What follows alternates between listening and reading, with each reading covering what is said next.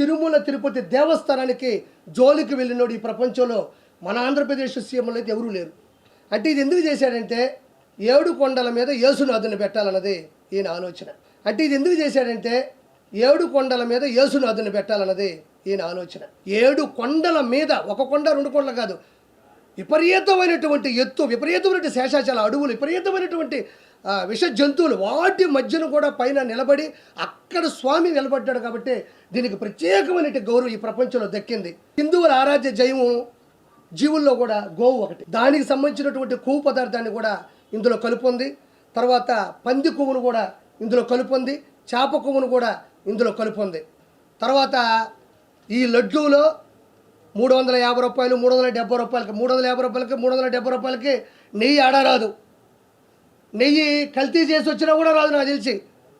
అంటే ఇది ఓన్లీ కేవలం నేను మొన్న నెల్లూరు నుంచి తెప్పించుకున్నా, యాదాయపాలెం నుంచి 850 రూపాయలు కేజీ. 850 రూపాయలు ఒరిజినల్ నెయ్యి నేను వేదాయపాలెం నుంచి తెప్పించుకుంటే, నందిని నెయ్యి కర్ణాటక నుంచి వచ్చేటప్పుడు వాళ్ళు అతి తక్కువ ధరకి 550 రూపాయలు, 600 ఆ దరిదాపుల్లో వాళ్ళు ఇచ్చేవాళ్ళు. ఎందుకంటే మాకు ఆదాయం వద్దు సార్, ఒరిజినల్ రేటుకి మేము ఇచ్చేస్తాం, ఆ వెంకన్న సన్నిధిలో మాకు మంచి జరిగితే చాలు, మేము ఎప్పుడన్నా అక్కడికి వచ్చి ఆయనకి మా బాధలు మేము చెప్పుకుంటామని చెప్పారు. అంటే ఇది ఎందుకు చేశాడంటే 7 కొండల మీద యేసునాథుని పెట్టాలన్నది ఈయన ఆలోచన. 7 కొండల మీద యేసునాథుణ్ణి, క్రిస్టియన్ మతాన్ని అక్కడ పూర్తిగా స్థాపించాలనుకున్నది అతని ఉద్దేశం. ఇక్కడ మీరు ఒకటి గమనించాలి, హిందువుల ఆరాధ్య జైవం జీవుల్లో కూడా గోవు ఒకటి. దానికి సంబంధించినటువంటి కొవ్వు పదార్థాన్ని కూడా ఇందులో కలుపుంది.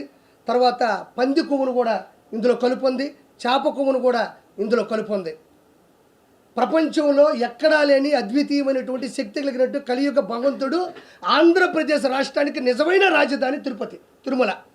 తర్వాత అమరావతి కావచ్చు, దాని ముందు ఉమ్మడి రాష్ట్రాలు హైదరాబాద్ కావచ్చు, ఆంధ్రప్రదేశ్కి నిజమైన ఆకర్షణీయమైన రాజధాని ఏదన్నా ఉందంటే అది తిరుమల అని నేను గౌరవంగా చెప్తాను. ఎందుకంటే ఆంధ్రప్రదేశ్ అనగానే మొదట గుర్తుకొచ్చేది రాజకీయాలు ఇవి కాదు, తిరుమల. మీ ఆంధ్రప్రదేశ్లో తిరుపతి దగ్గర తిరుమల ఉంటుంది. ఇప్పటికీ కూడా అతిపెద్ద కోటీశ్వరులు కూడా ఒక పైకి వెళ్ళడానికి ఒక టికెట్ దొరికితే చాలబ్బా, పైన ఒక రూమ్ దొరికితే చాలబ్బా అనుకుంటారు. 7 కొండల మీద కొన్ని లక్షల సంవత్సరాల క్రితం అడవులతో, విష జంతువులతో, విష సర్పాలతో నిండిపోయిన 7 కొండల మీద మెట్లు పెట్టుకుంటూ పైకి వెళ్ళి దాన్ని మళ్ళీ పైన వాహన మార్గాలను పెట్టి ఈరోజు ఒక ఇల్లు కట్టడానికే నానా సంకలం నాగతాం. అలాంటిది 7 కొండల మీద వెలిసినటువంటి వెంకటేశ్వర స్వామికి ఇంత ప్రత్యేకత ఆకర్షణ ఎందుకుందంటే 7 కొండల మీద, ఒక కొండ 2 కొండలు కాదు, విపరీతమైనటువంటి ఎత్తు, విపరీతమైనటువంటి శేషాచల అడవులు, విపరీతమైనటువంటి విష జంతువులు, వాటి మధ్యన కూడా పైన నిలబడి అక్కడ స్వామి నిలబడ్డాడు. కాబట్టి దీనికి ప్రత్యేకమైనటువంటి గౌరవం ఈ ప్రపంచంలో దక్కింది. అలాంటి దాన్ని ఇంతవరకు ఎంతమంది సీఎంలు వచ్చారంటే మనం ప్రత్యేకంగా చెప్పలే.